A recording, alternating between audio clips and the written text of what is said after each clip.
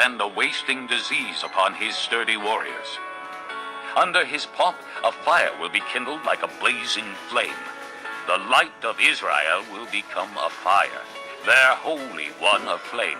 In a single day it will burn and consume his thorns and his briars.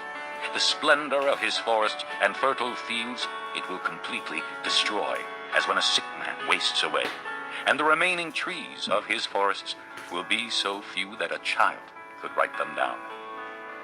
In that day, the remnant of Israel, the survivors of the house of Jacob, will no longer rely on him who struck them down, but will truly rely on the Lord, the Holy One of Israel.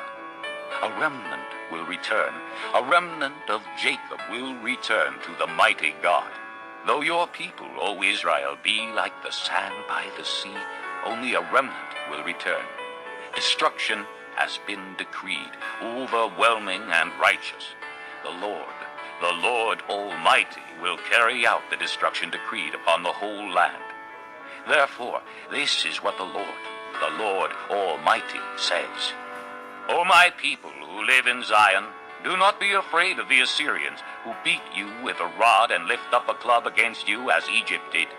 Very soon my anger against you will end, and my wrath will be directed to their destruction.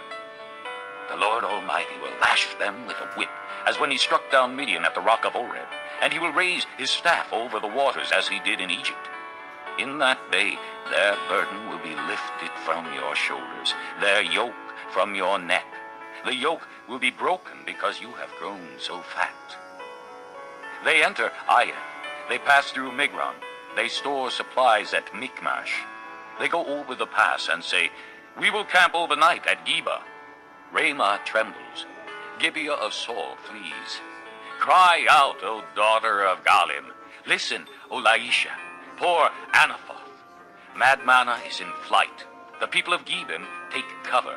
This day they will halt at Nob. They will shake their fist at the mount of the daughter of Zion, at the hill of Jerusalem. See, the Lord Almighty will lop off the boughs with great power. The lofty trees will be felled, the tall ones will be brought low. He will cut down the forest thickets with an axe. Lebanon will fall before the mighty one. Chapter 10. Woe to those who make unjust laws, to those who issue oppressive decrees to deprive the poor of their rights and withhold justice from the oppressed of my people, making widows their prey and robbing the fatherless.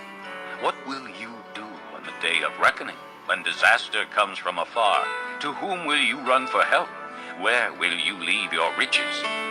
Nothing will remain but to cringe among the captives or fall among the slain. Yet for all this his anger is not turned away, his hand is still upraised. Woe to the Assyrian, the rod of my anger, in whose hand is the club of my wrath. I send him against a godless nation. I dispatch him against the people who anger me, to seize loot and snatch plunder and to trample them down like mud in the streets. But this is not what he intends. This is not what he has in mind. His purpose is to destroy, to put an end to many nations. Are not my commanders all kings, he says? Has not Calno fared like Carchemish? Is not Hamath like Arpad, and Samaria like Damascus? Has my hand seized the kingdoms of the idols, kingdoms whose images excelled those of Jerusalem and Samaria? Shall I not deal with Jerusalem and her images, as I dealt with Samaria and her idols? When the Lord has finished all his work against Mount Zion and Jerusalem, he will say, I will punish the king of Assyria for the willful pride of his heart and the haughty look in his eyes. For he says, by the strength of my hand I have done this, and by my wisdom, because I have understanding. I removed the boundaries of nations. I plundered their treasures. Like a mighty one I subdued their kings. As one reaches into a nest, so my hand reached for the wealth of the nations. As men gather abandoned eggs, so I gathered all the countries. Not one flapped a wing or opened its mouth to chirp. Does the axe raise itself above him who swings it, or the saw boast against him who uses it?